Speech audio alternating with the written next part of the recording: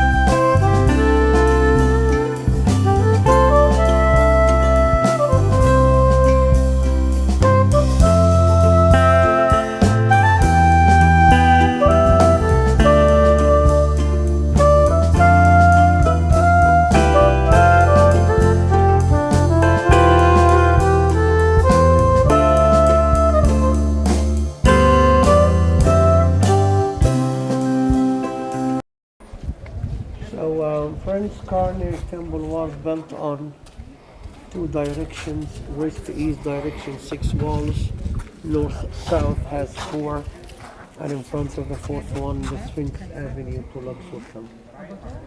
This area had 4 obelisks.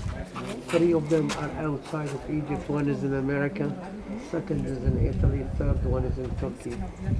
Thank God we still have Istanbul, by the way. Yeah? Yes, The one near the in Blue Blue Mosque. Mosque, yeah. Thank God we still have the fourth one here, 21 meters high. Korea has no obelisks. 21 meters high, 140 tons, one piece of stone. But this is not the biggest. The biggest is over there. 29.5 meters high, 340 tons, one piece of stone. This is the biggest standing obelisk, which was made by a woman. You have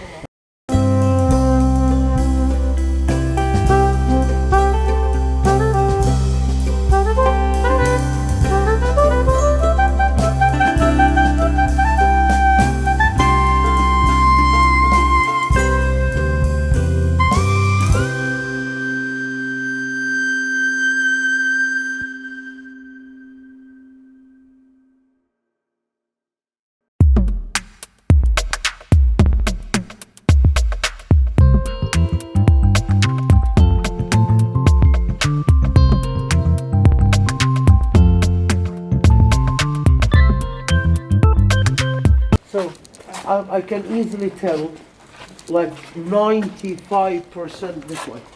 95% of the Egyptian monuments outside of Egypt were not stolen, my friends. They were either given, sold, or taken in a sort of a legal right. Yeah.